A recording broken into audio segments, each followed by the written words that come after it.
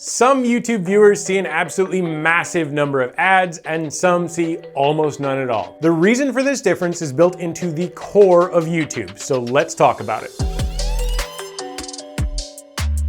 I considered not making this video because it could get noticed by some specific AI processes. It would then be subjected to something called reduced distribution, which is exactly what it sounds like. So in hopes of avoiding that, I just want to be perfectly clear. This video is intended merely to educate about how platforms personalize viewers' experiences and nothing else. There's nothing to read between the lines here.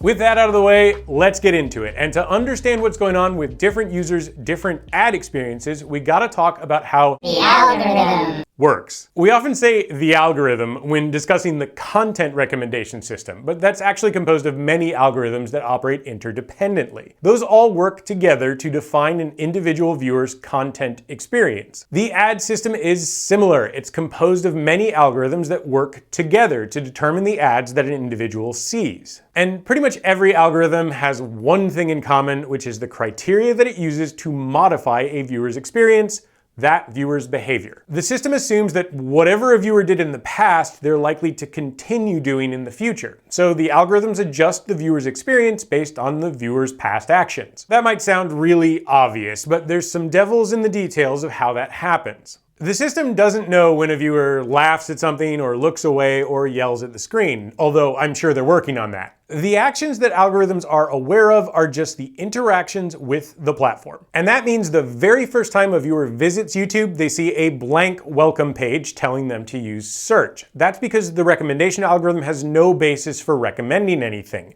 That viewer has never interacted with the platform. That first search gets the whole ball rolling. Everything the algorithm does from then on, every modification it makes to the initially blank welcome page, is customized for that viewer based on the viewer's behavior. So once the viewer's done that first search, algorithms will pay attention to the first thing they click on, how long they watch that, and what they watch next. Those choices are the behavioral info the algorithm needs to recommend content that will keep that viewer satisfied.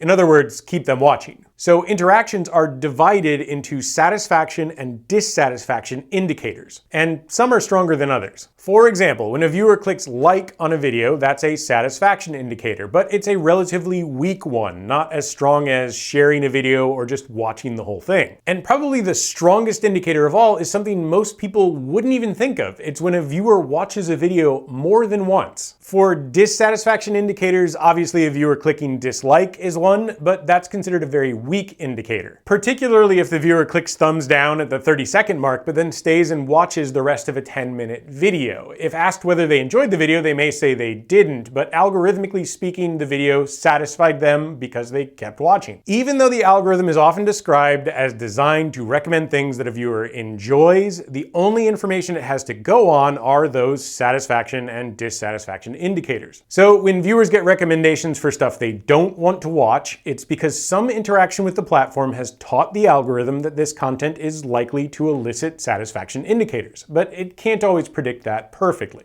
Other times, those types of recommendations are by design, because some viewers really like watching stuff they don't like, stuff that makes them mad, for example. People are weird, and good algorithms can figure that out. So a viewer's satisfaction and dissatisfaction indicators train algorithms in basically the same way that a dog owner trains a dog. It'll do more of something if it receives a reward. To an algorithm, that reward is satisfaction indicators. And a dog will do less of something if it receives a punishment or a dissatisfaction indicator if that's an algorithm. And just like dogs, algorithms won't apply that training perfectly and are susceptible to picking up on bad signals. For example, if a dog owner doesn't want their dog to bark, they might give it a toy because they know he'll stop barking as soon as he gets that so he can chew on the toy. That solves the immediate problem. But giving a toy is a reward, so the dog learns that barking is good. The owner has shown him that they're pleased with that behavior, so he's now more likely to bark in the future. Dogs can only draw conclusions from their owner's behavior. They can't get in their heads, so they don't always interpret the reasons correctly. Similarly, a platform's algorithms only draw conclusions from a user's interactions. If a viewer wanted the algorithm to stop recommending a particular video, they could click on that video. They know that once they do, the algorithm won't recommend it anymore, So that solves the immediate problem. But that interaction functions as the algorithm's reward. It tells it that it's a good boy, so it'll recommend more videos like that in the future. And just like a barking dog, if it gets a treat every time, it's just gonna keep barking. So if a viewer consistently clicks on videos they don't want to see to make those disappear from their recommendations,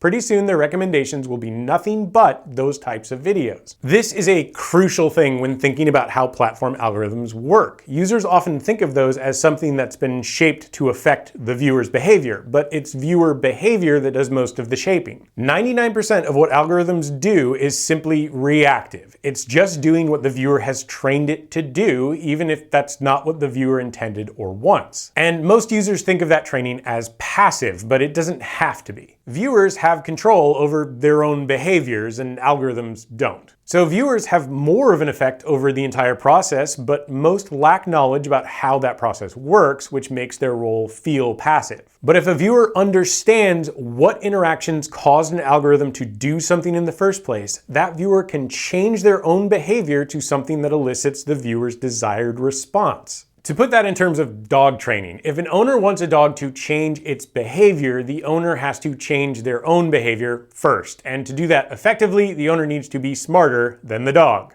Now, much of what I've said so far has been about content recommendation algorithms, but most of that also applies to ad delivery algorithms as well. Those modify the viewer's ads based on satisfaction and dissatisfaction indicators. But there are two things I haven't yet mentioned. The first is a particular ad-specific algorithm. We'll call that the ad tolerance algorithm because that's what it's for. It determines how tolerant viewers are of ads. And just like the other algorithms, it does that by paying attention to satisfaction and dissatisfaction indicators. It uses that information to modify the number of ads an individual viewer sees. Take mid-roll ads, for example. Those are the ones that come in and interrupt a video. A creator can decide how many mid-roll ad slots to put in their video and where those go. But the creator does not decide how many mid-roll ads any individual viewer actually sees. Those ad slots are just opportunities when the platform is allowed to show one or more ads. But it may choose not to interrupt a video because the ad tolerance algorithm may know that a particular viewer has a low tolerance for ads. And it'll know that because the viewer has demonstrated this in the past with dissatisfaction indicators.